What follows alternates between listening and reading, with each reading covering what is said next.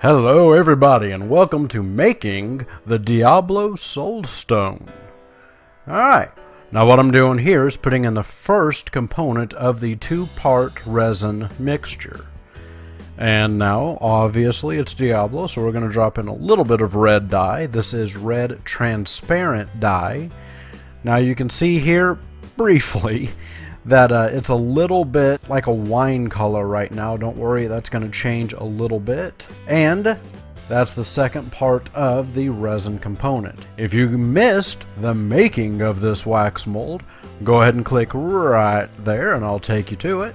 Alright, now that we've dumped that in there, we wait about 15 to 20 minutes for it to harden and pull it out. There you go. Alright, what I'm using here is just a simple little metal file. You can see this is what it looks like once popped out of the mold. It's got a lot of ridges and edges and sharp corners.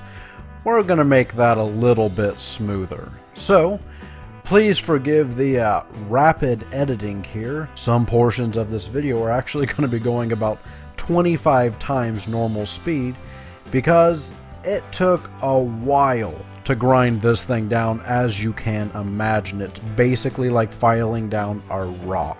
So I do eventually hope to get some better power tools, but till then a cheapo metal file will have to do. As you can very plainly see, I am making a mess all over the place right now. I have something similar to sawdust piling up all around me, and you know what they say about sawdust. Alright, now this takes a little bit. Once we're completely done with the filing down, drop it in some water, clean off all of that little file dust,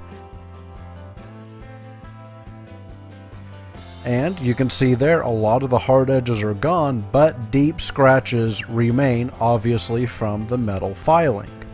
Take some 220 wet sandpaper and here we go. I'm going to adjust the camera there. Alright, now this normally doesn't take very long. It's just all you're doing is cleaning up those deep scratches. You got to dip it back in the water periodically to clean out all those little grooves because it'll get gunked up pretty quick. Once I've finished with a 220 grit, I go ahead and move on to a 400 grit. That's going to make it considerably smoother. Once we finished with that, then I move to a 600 grit that gets this thing glass smooth.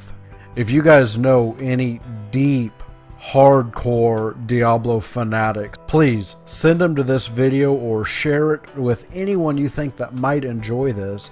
I'm really hoping to kind of pick up an audience for doing this, as I have a larger collection of a bunch of stuff that I've made by hand, and I'd like to show it off to some people. But if I can't get, you know, a decent audience, I don't know if it's going to really be worth it to do it in front of a camera, you know? If any of you are interested in me possibly making something for you, I'm going to go ahead and put my email address in the description below. Go ahead and hit me up if you're interested in that or just have any questions for me. If you don't want to do that, then just leave a comment in the video below. Alright. Now this is the buffing procedure. I'm using the Turtle Wax Scratch and Swirl Remover to hopefully get rid of everything that all that sandpaper didn't quite get. And there's the finished product there. Nice, smooth Diablo Soulstone. There's a blotch on the back. I didn't quite get that off, but don't worry about it. And those little white dots on it, that's nothing that a nice microfiber cloth won't just take right off. On the next Garim's Workshop, we're going to be making a Dragon Ball radar. And if you want to jump to it, go ahead and click right there and we'll get into it. Alright guys, thanks for watching.